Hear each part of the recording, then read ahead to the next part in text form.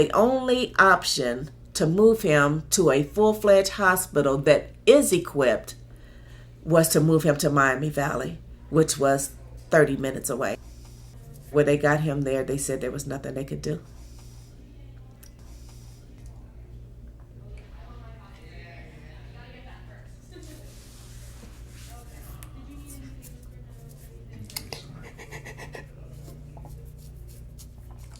It's horrible. It's a horrible act. It's an assault on our community. It's the way I feel. I mean, since when did a person's economic status determine the value of their life? I mean, our brother is dead because there's no hospital close enough that could assess what was going on with him. Perfectly healthy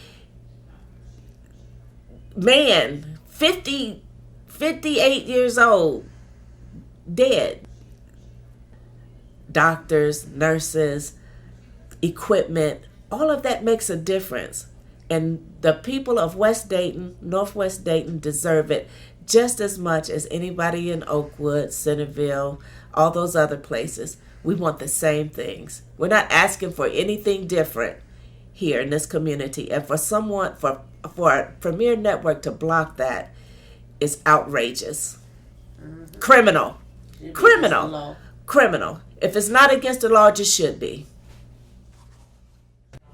I'm losing the vision in my right eye. I won't be able to drive much longer. For me to be able to get to medical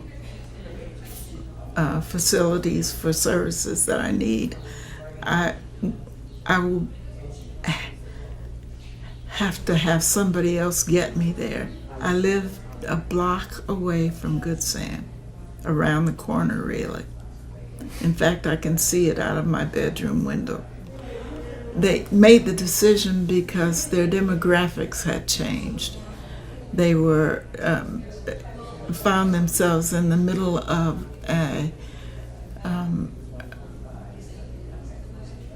African American, mostly lower income neighborhood, and for years they'd been trying to attract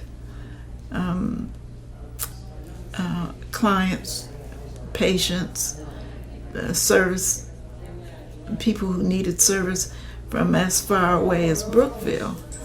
And that wasn't working. Those people didn't want to come into the city. And in my estimation, that's why they closed.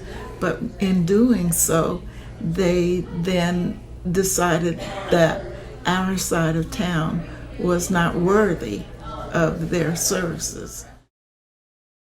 When they first started talking about closing Good Sam, the young lady on the TV said it's only 6 minutes from our area to Miami Valley.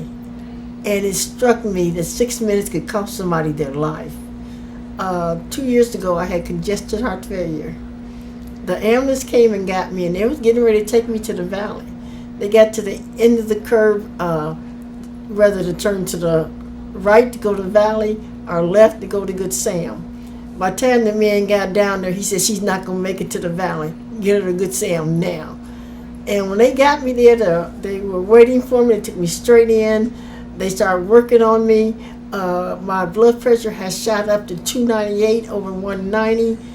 And it hit me when that lady said 6 minutes, I wouldn't have lived. To me, it felt like they was looking at what it would cost to keep the hospital open versus what it costs to save lives. Now, I don't think it's going to cost them that much as far as the money, because they wouldn't be opening all these little satellite offices around here in these different areas.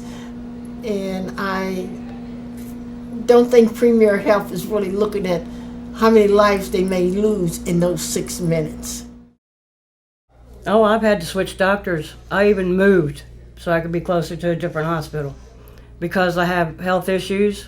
I have kidney failure. And I liked everything being in one spot.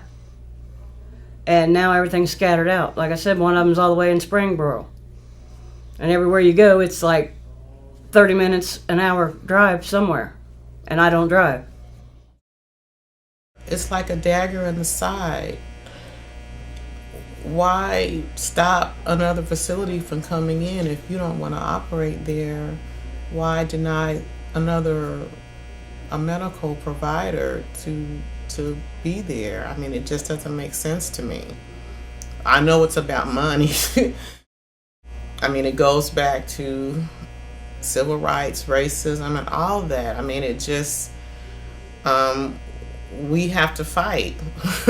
There's no question about it. We can't just sit back and just let things happen. We have to have a voice and we have to be heard. You know, most people are elderly. They don't drive, are scared to even call for an ambulance because you're scared you're going to get the bill, So they probably, even if they were in a circumstance that they were in a death or circumstance, they would probably try to drive themselves, rather than even call an ambulance. My brother, Tyrone Russell, recently passed away around Christmas. If Good Samaritan had been there, then they possibly could have saved my brother's life like they did 18 years ago when he was ran over by a driver. Why wouldn't Premier allow another company to reopen Good Samaritan as a new hospital? Money. I think it's all about the money.